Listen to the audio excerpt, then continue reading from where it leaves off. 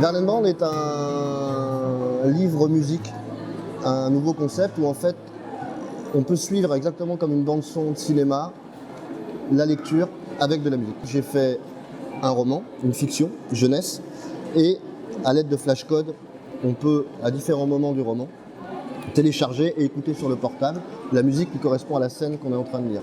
Donc il y a à la fois une bande originale qui peut ressembler à ce qu'on a pour le cinéma, c'est-à-dire des instrumentaux, et il y a aussi toutes les chansons que chante Verlaine Brown, qu'elle compose, qui sont donc jouées avec une guitare acoustique, et Alix, la chanteuse, qui a prêté sa voix à Verlaine pour ce tome.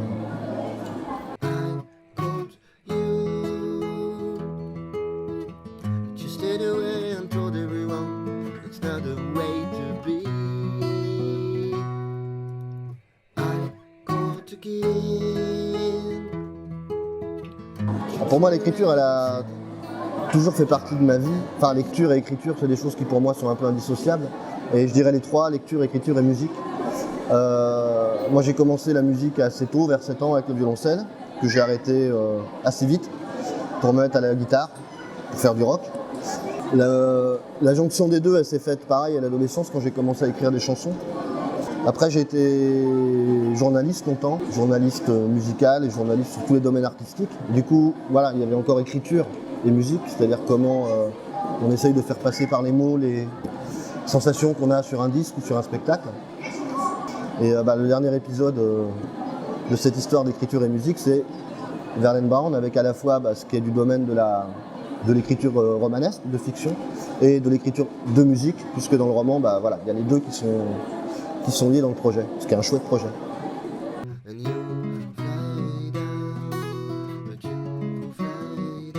Alors Verlaine, quand j'ai eu le coup de fil de mon éditrice adorée chez Fleurus, donc Astrid de Moussac, j'étais en train de travailler sur un roman sur le blues, un roman historique, donc qui plongeait une héroïne métisse adolescente entre 1924 et 1927 dans le sud du Mississippi. Et ce personnage s'appelait Verlaine Brown.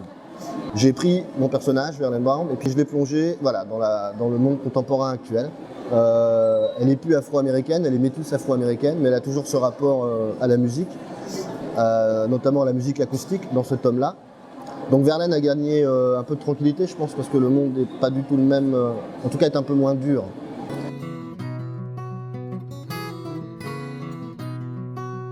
On a travaillé avec Alix dès qu'on pouvait, des petites sessions de répétition comme ça pendant 2-3 heures pour qu'elle se mette les morceaux en tête. Elle a beaucoup travaillé de son côté parce qu'on on avait des délais très courts.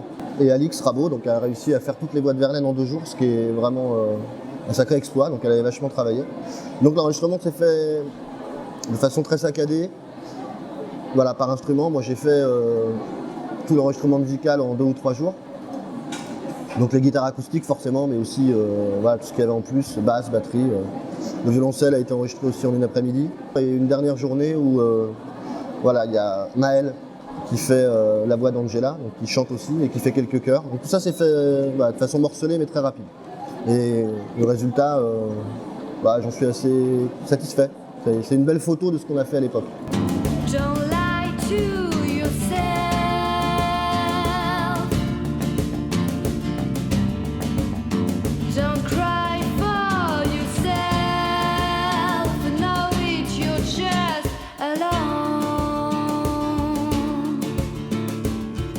Il y a 3-4 ans, j'avais joué avec Alix, qui joue de la guitare, qui chante depuis longtemps.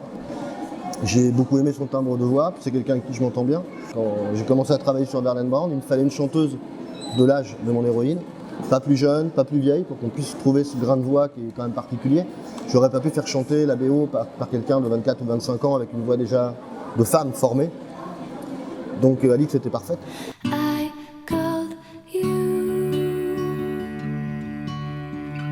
You stayed away and told everyone that's not a way to be. I called again,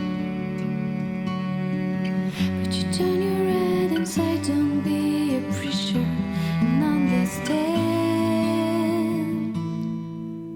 Mon bureau. Un mur devant, un mur sur le côté, ce qui me permet de rester concentré. Mais après, sur un travail d'écriture de fiction, en fait, Très difficile de parler de temps de travail. Il y a du temps d'écriture, effectivement, où on est au clavier, où on bâtit les scènes. Mais il y a tout un travail amont en fait, qui se fait des fois sans qu'on s'en rende compte, d'appropriation, d'invention. En fait, pendant 6 mois, Verlaine, elle m'a pas vraiment quitté. Je l'avais toujours dans un coin de la tête et quand j'étais dans le tram, dans le navibus, dans le métro, ou en train, ou même des fois en train de faire à manger, voilà, il y avait comme ça des bouts de sel et des bouts de Verlaine qui se baladaient dans l'esprit et qui sont mis après à un moment plus ou moins figés en tout cas sur le support numérique. You turn your head inside, don't be a preacher. And on this day, Verlaine Brown. and you fly out, and you fly out.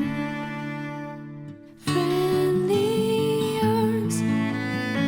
I know that time flies up and never comes back. Je suis très fan d'un écrivain américain qui s'appelle Jérôme Charine. Enfin, pour moi, c'est quelqu'un qui m'accompagne, vraiment. Toute cette biographie, les biographies. William Faulkner aussi, c'est quelqu'un que je peux relire sans me lasser. Après, bon, ça c'est 2 exemples. Hein. Évidemment, comme je lis beaucoup, donc il y a plein de gens qui ont de l'importance. And you fly out, and you fly out. Alors l'écriture de Verlaine Brown a correspondu à la sortie en maison de la presse de album par album à 9,99 € de la discographie complète des Beatles remasterisée. Et là du coup en fait chaque semaine moi j'allais acheter mon album des Beatles remasterisé parce qu'évidemment je les avais en vinyle déjà depuis longtemps mais je voulais avoir cette version remasterisée. Et je pense que Verlaine a fait la même chose. L'écriture de Verlaine Brown a vraiment été liée intimement avec voilà, cette pas redécouverte parce qu'évidemment je les connais par cœur mais en tout cas par cette écoute de plein de disques des Beatles. Et c'est sans doute pour ça qu'ils sont aussi prégnants dans le roman.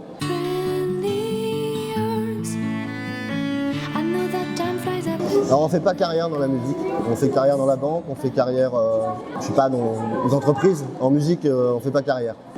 L'idée c'est le plaisir avant tout, de prendre plaisir avec son instrument. Après il y a toute une dimension de travail aussi, parce que forcément il faut bosser un minimum sinon on progresse pas. Et sortir de sa chambre, prendre son instrument et aller à la rencontre du monde, des gens. L'idée de la musique c'est quand même la rencontre, quelque chose qui sert à rencontrer les gens en concert, à rencontrer les gens quand on répète. C'est un peu l'histoire de Verlaine Brown. Se servir de ce médium pour aller à la rencontre d'autres humanités. But friendly arms, you be back. Oui, on est parti sur le tome 2 de Verlaine Brown. Donc Verlaine s'embarque pour New York, va se mettre au Rock Electric. Ça s'appellera Electric City.